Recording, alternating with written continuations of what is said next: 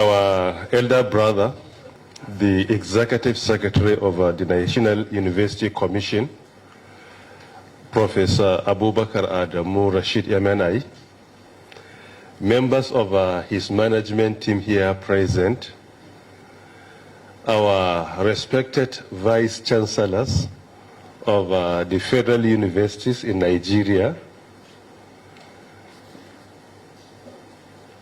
Permit me to recognize some of you specifically. However, I have tremendous respect for all of you. Beginning with my alma mater university, where I obtained my BTech, MSc, and MBA from the same university, Professor Muhammad A. Abdul Aziz, the Vice Chancellor of Abubakar Tafawa Balewa University, Bauchi.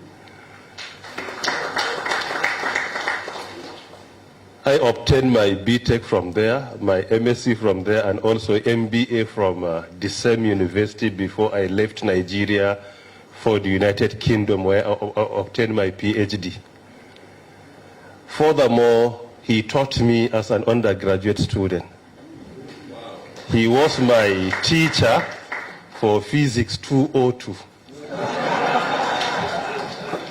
And I could recall vividly, in the morning we were to write the paper and I fell sick. I was taken to university clinic and I was hospitalized there. So I wrote that examination on my hospital bed. And most probably significant percentage of our students failed the course. And I was able to pass the course with a good grade. Furthermore, I served in the same university for over 10 years. I was a programmer there, graduate assistant there, assistant lecturer there, lecturer 2 there, lecturer 1 there, before I left for International University of Medina. Secondly, my current Vice Chancellor, the Iron Lady, Professor Oti Inena, the Vice Chancellor of the Federal University of Technology, Owerri. As they say, once a teacher, always a teacher. The time I spent at the National Information Technology Development Agency, NITDA, as the DG, I was engaged with some academic institutions. I was also engaged with National Open University of Nigeria. They has given me an appointment on 24th April 2018, where we signed an MOU between NITDA on one hand and NOUN on the other. And all the PhD holders at NITDA were engaged by the university under my leadership, where we developed the curriculum of most of their ICT courses, and we were engaged in teaching and supervision. And I was also engaged with Massachusetts Institute of Technology while in NITDA, particularly in the area of Regional Acceleration Entrepreneurship Program, REAP, where I served as the champion of MIT from 2019 to 2021. So she is my current Vice Chancellor. The way you report to ES, it is the same way I report to her. Before the strike, I was also teaching. I taught in the first semester, Fundamental of Software, and I have been teaching in the second semester, and I'm supervising PhD candidates in the area of cybersecurity. So because of this, you may wish to address me, sir, and I will address you as sirs, because I also report to one of you. It is because of that tremendous respect I have for you. By now, I am supposed to be in the State House, attending an event with the President of the Federal Republic of Nigeria for NNPC Limited that is going to be unveiled. But I tendered my apology. I say I'm about to address a gathering that I don't know how to apologize to them. So most probably it could be after this discussion that I will rush to the State House. If possible, I will be able to attend the completing part of the program. And then we will have another meeting with Mr. President. And I know it involves our universities, because from the composition of the committee, Minister of Education, Finance, Budget and National Planning, Minister of Labor and Employment, DG Budget Office, Accountant General, the acting, and my humble self, the Minister of Communications and Digital Economy. I believe the issues to be discussed are related to the issues of our federal universities. And I do hope that it is going to be a fruitful. However, it is not yet in the public. It is out of respect. I have said it to you. And I know after the meeting, most probably, our representatives are going to brief the media about the outcome of the meeting. Yesterday night, Minister of Finance reached out to me, and I learned that ES led a delegation to her. And this morning also, Minister of Education, Mala Adamu called me also to confirm the time for the meeting and to discuss one or two things. So all these things, I believe, are very relevant to why you are here. I am highly worried that I am addressing you at the time that our universities are not on session. I am highly worried because I know the role university occupies in our society when it comes to educating our younger ones, research and development, when it comes to job creation and many more. I do hope that a solution will be found as soon as possible. And I heard the discussion you had with the Minister of Finance, Budget and the National Planning, my sister, Zainab Shamsuna Ahmad. And I do hope that from your discussion with her, the discussion with the Minister of Education, and I was informed even the State Minister of Education was here yesterday. I do hope that we will come together, discuss the issues objectively, and find a solution. And we are all stakeholders in it, and it is our collective responsibility to be honest, discuss the issues objectively, and find a solution. And I do hope a solution will be found as soon as possible.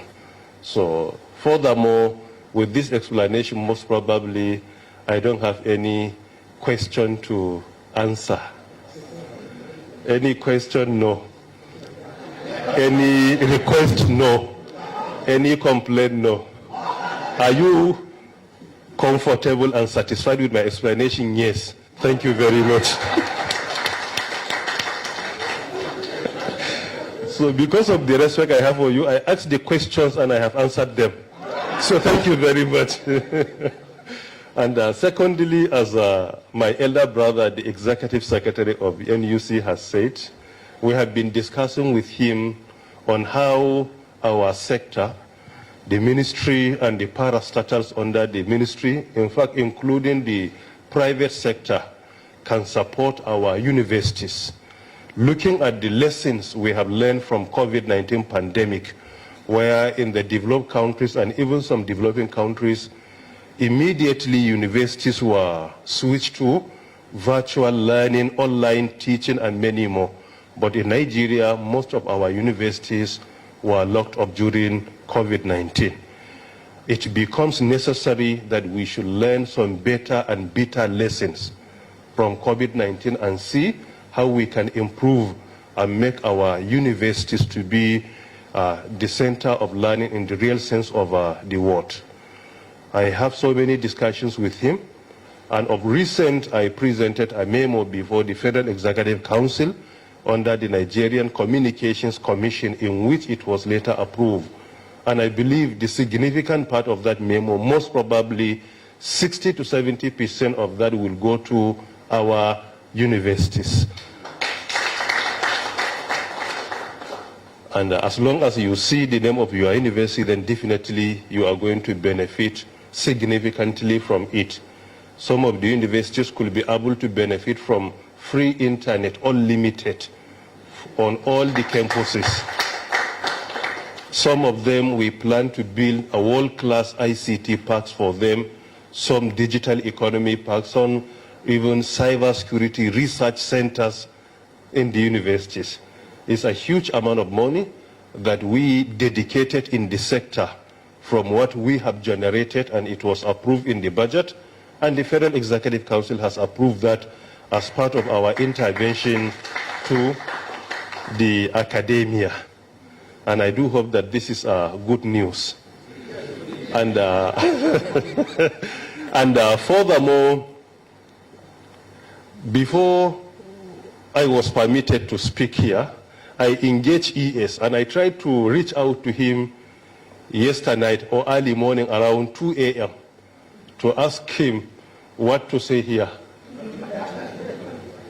Because I was invited, no topic was given to me, and I didn't know what to say. So it becomes difficult, and even when he came in, I was pleading with him, please give me a direction in which you want me to address our vice chancellors of the federal universities. He said, no, you can just discuss about the relationship, maybe what between the sector and the universities on how we can work together for the success of our country. So to me, this is not a topic. Also, it becomes difficult. It is not even a topic. But however, I may wish to say a word or two. Permit me just to comment on the digital economy policy and strategy, or rather, the role of our universities towards the implementation of the National Digital Economy Policy and Strategy for a Digital Nigeria. As most of you are very much aware, that when I was appointed as a minister and I assumed duty on the 21st August 2019, the first thing I did was to have an engagement with the CEOs of the parastatals under the supervision of the ministry, NCC, NICHCOMSAT, Galaxy, USPF, NIPOST, and NITDA, where I left. And what I discovered after the engagement, what was missing in the sector in Nigeria was digital economy. There was no any ministry coordinating digital economy. The then ministry was the Ministry of Communications only. After that engagement, I came up with a proposal to His Excellency President Muhammadu Buhari on the need to establish a Ministry of Digital Economy that will focus on job creation, supporting the economy of our country, and training our younger ones, not just to consider ICT for socialization, but rather ICT for revenue generation. As an example, Cristiano Ronaldo, a footballer that I know most of you know him even by name. What he was being paid in Real Madrid before moving to Juventus and finally to Manchester United, what he personally generates from advert only on his Instagram page was more than his salary and allowances being paid in all these clubs. And this is only on Instagram, excluding Facebook, Twitter, and many more. And this is all about digital economy. But today, most of our younger ones, you will discover they spend time online without having any benefit from it. Sometimes they are online to cause disunity, to install this, to insult that, to insult this, to criticize this, to share fake news, and many more. While digital economy is beyond socialization using ICT, but rather to ensure that ICT is being deployed in order to achieve many benefits, including economic benefit. Mr. President allowed me to present a memo to him, and I have done so. And I was also directed to make a presentation before the Federal Executive Council on the need of having digital economy ministry. And this is what has been recommended by the World Economic Forum by European Union and many important organizations globally that each country is supposed to have that ministry. After the presentation, it was approved by Mr. President on the 17th October 2019.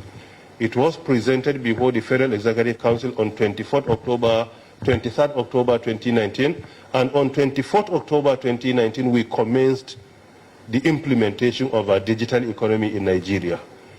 We developed the National Digital Economy Policy and Strategy for a Digital Nigeria 2020-2030. That is from 2020 to 2030. And in that document we have developed, which was unveiled by His Excellency Mr. President on the 28th November 2019, has 8 pillars, and academia has a critical role to play.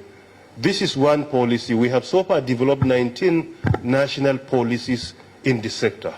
However, the National Digital Economy Policy and Strategy, with acronym INDEPT, it is the umbrella of all the policies because it serves as the foundation on which all other national policies have been developed.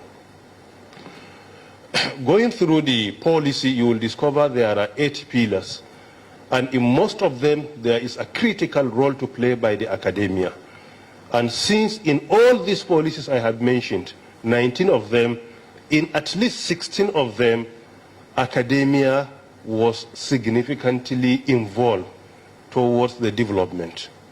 Because the best model being used today is not for academia or private sector or industry to operate as stand alone, but there is need for collaboration and partnership, like as it is in the triple helix model. There is need for academia, there is need for industry, and there is need for government, particularly the policy makers. They work together. And that is why the global best practice today, even academics are encouraged to go to either public offices or industry for their sabbatical and many more. Contrary to what we usually do, switching from one university to another university, teaching almost the same courses, but changing from university to public office like NUC or any other institutions, or NCC, for example, or NITDA, or going to industry where you will have first-hand information. It will enrich your knowledge and make you a multidisciplinary scholar than staying on only one lane. And this is the global best practice today. In INDEPT, that policy, we have 8 pillars. Pillar number 1 is developmental regulation, in which universities that have law department has a critical role. They have a critical role to play. 2, digital literacy and skills. Pillar number 3 is solid infrastructure, broadband penetration, data centers, and many more. Pillar number 4 is service infrastructure, like the e-commerce, online activities, and many more. Pillar number 5 is digital services, promotion and development. Pillar number 6 is solid infrastructure. Pillar number 7 is digital society and emerging technologies. Pillar number 8 is indigenous content, development and promotion. These are the 8 pillars in the INDEPT. And if you look at them critically, you will discover that in each and every pillar, universities have a role to play. Digital economy is the leading economy today in the world. The word digital economy was coined in 1995 by Don Tapscott in his best-selling book entitled as Digital Economy, The Promise and Peril. In that book in 1995, he coined the word digital economy. He attached that adjective to the word economy. And since then, as at yesternight by 10 p.m. when I searched, that is on 18 July 2022, Google search engine brought about 784 million words of a digital economy. This is to show to us that this has been accepted globally.